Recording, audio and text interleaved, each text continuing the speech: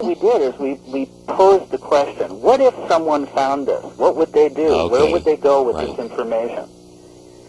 And most of the time, you know, we got an answer that, well, you know, unfortunately you're crazy, please don't bother us. You know, Jonathan, I've thought about this a few times since watching the video, and, I mean, there's no way I can put myself in your place, but I'm thinking, you know what, I may have done the same thing.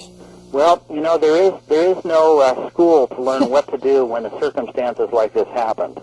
And all I did was react to the moment, to try to keep breathing, to try to keep moving, to try to go home and get some help. Jonathan, okay. Before we have to go to another commercial break shortly. So we want to show this next clip.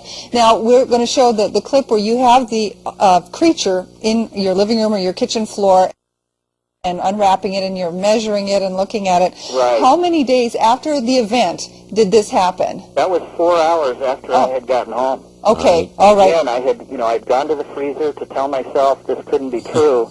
I realized it was, and I carried it into my rec room, and the videotape that you're about to show is that exact moment. Okay. We're going to run that right now. Wayne, go ahead.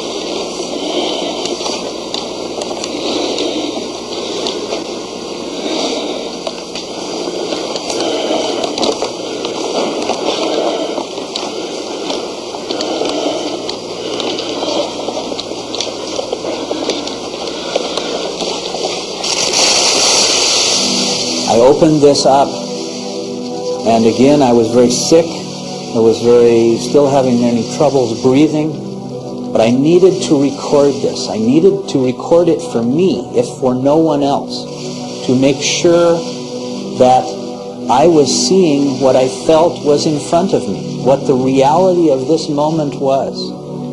So I did this alone, and I opened the blanket, and I looked at this body.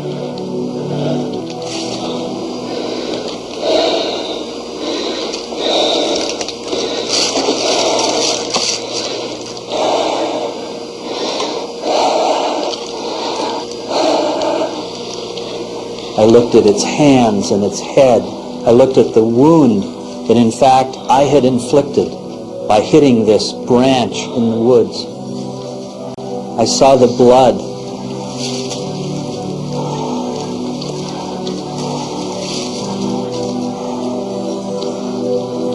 I didn't realize at the time that in fact this creature was not dead. I felt that it was dead.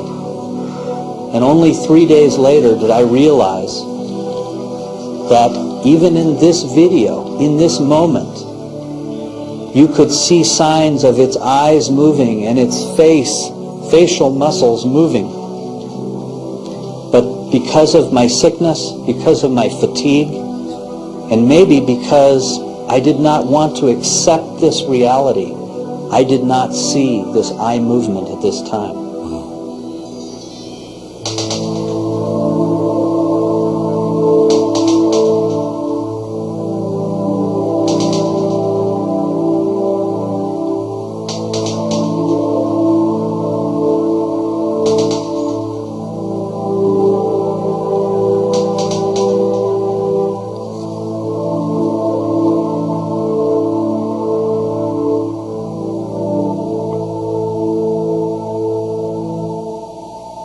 How long did you have this creature around your house?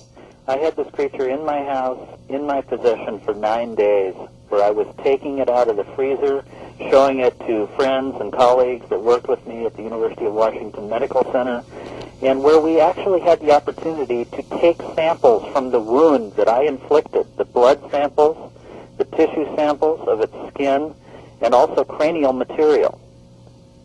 So now we've got another. Now you're assuming all along that it's dead. Wait a minute. You're assuming all along that it's dead. All this time you're taking pictures and samples.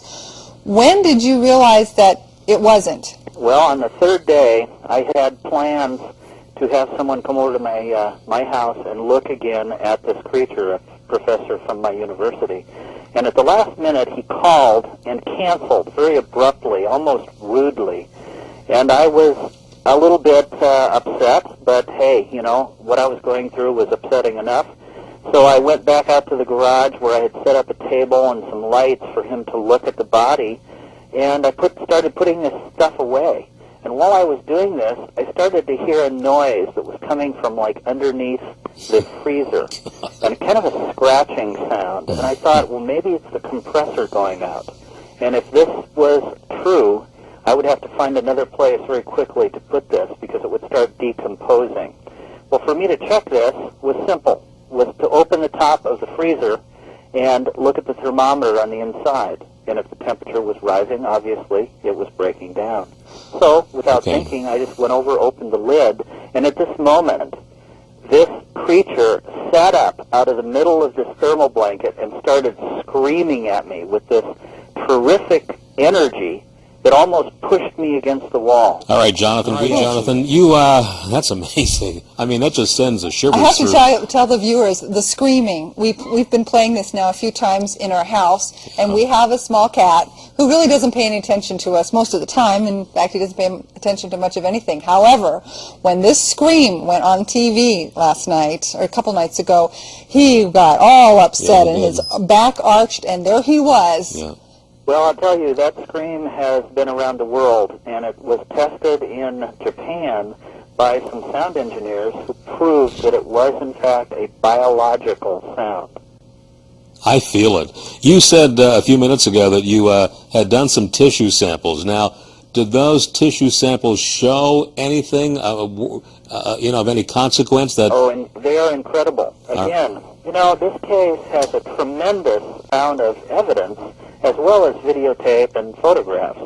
And even if you don't believe me or my words, this kind of evidence has to be looked at in its own self.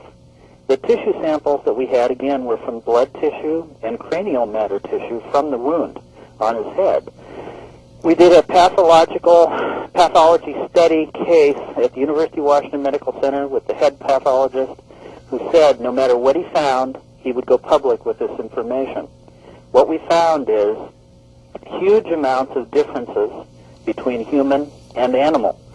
And one of the most impressive finds is that it had 46 chromosomes, exactly like human, but 9 of them were definitely not human, and the closest representation to those we could find was dolphins and sea tortoise.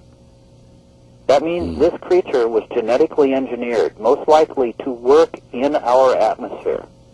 This was like a robot that was built to do this job. Well, that would make sense. The only reason, how else could it stay alive in a freezer for 3 days without any air? People say that, but, you know, we have to consider something. You know, penguins live at 52 degrees below zero their whole life. Sure. You know, and that's something we don't even think about. That's true. I'm sorry, Richard. There's more evidence also that you had. There's some kind of a cuff. Wayne, I think we have a photograph of